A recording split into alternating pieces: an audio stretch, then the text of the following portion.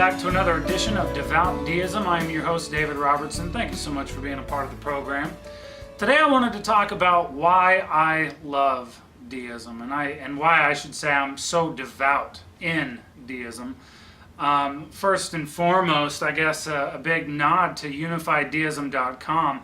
It's really neat to see that website grow, and it's neat to see people getting on there and being a part of the conversation and all the amazing ideas that are presented in that. And I guess that's actually in of itself the big reason why I'm just so in love with deism and why I am so devout. Just, being a part of some of the most amazing conversations. It's really fun and exciting. One of the conversations recently is we've been discussing the origin of the universe. Can you imagine? We've been contemplating the most amazing ideas. How the Big Bang Theory, for instance, holds up in the face of things like cosmic radiation background, dark energy or dark matter, and inflation or the expansion of the universe. A lot of ideas, actually. We've touched on the work of Linda Kaw, Roger Penrose, Albert Einstein. We've contemplated the age of the universe, the validity of carbon dating.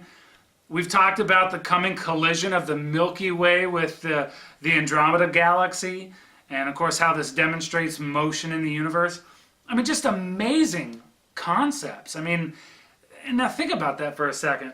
These are ideas that will be expanded on, of course, changed over time, modified and pondered. But this is deism.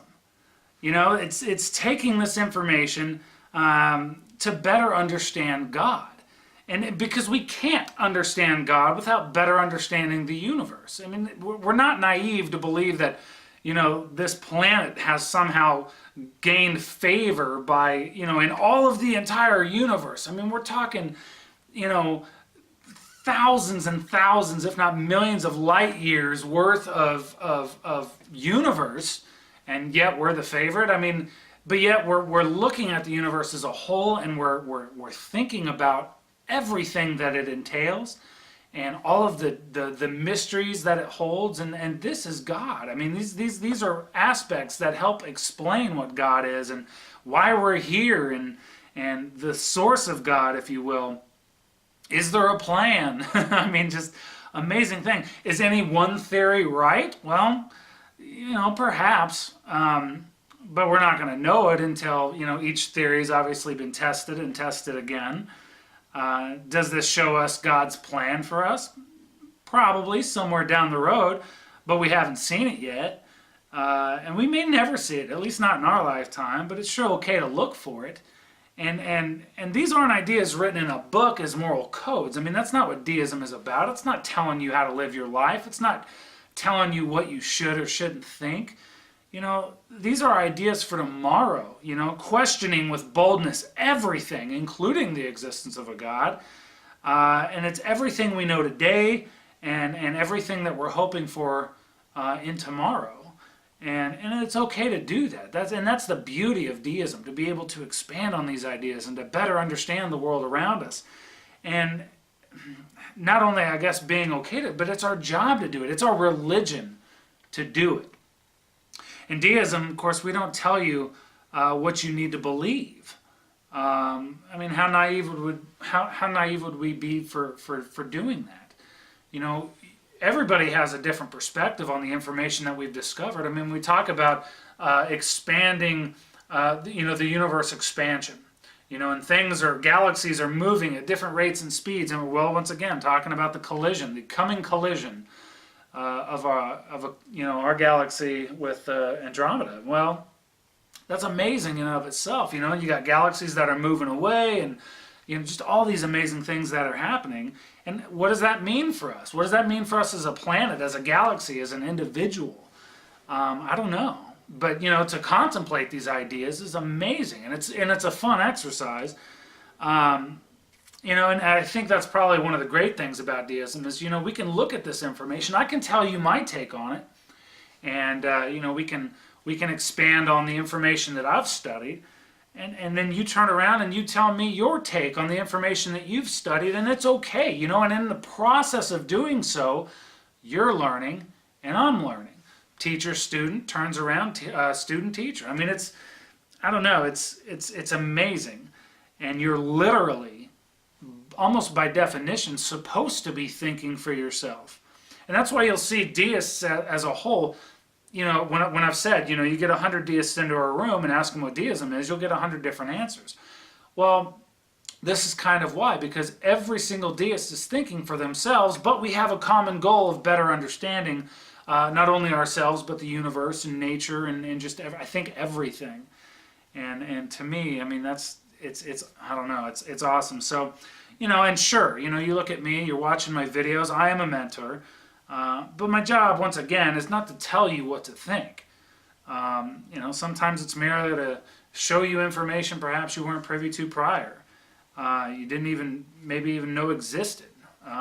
Sometimes it's to play devil's advocate to your ideas. Sometimes it's merely to listen to your ideas.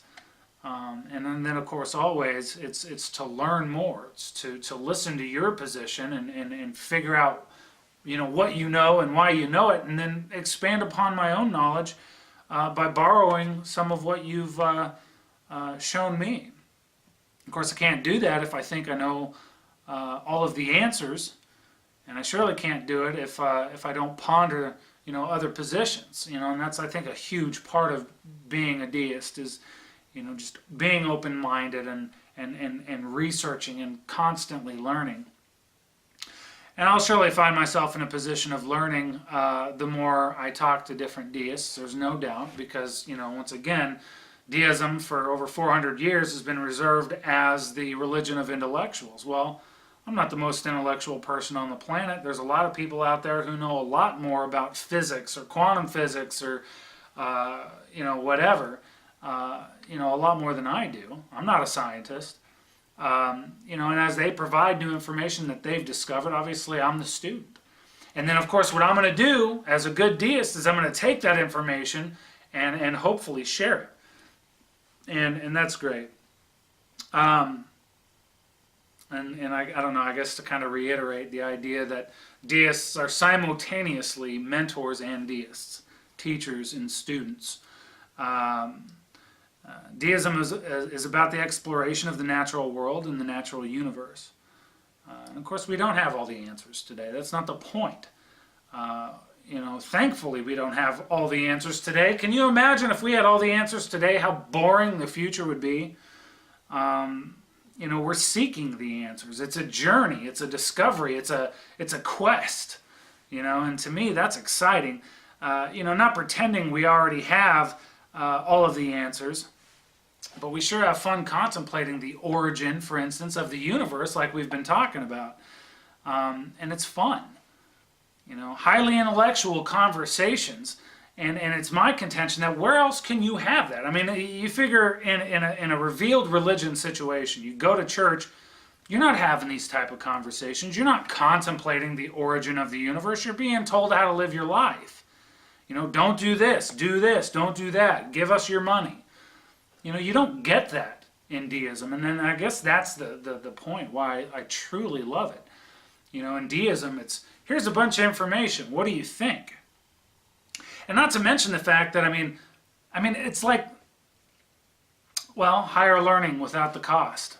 And I don't know, you get it for free in a lot of ways. So, and especially in today's world where, technology and information are spread at a moment, that just actually makes deism even more appealing because, all the information, a good portion of the information is literally at your fingertips. So you can expand on these ideas. You get the instant gratification, I think, that a lot of people in today's world seek. It's amazing. Anyway, that's what I love about it. And when you can have conversations like that, you learn every step of the way.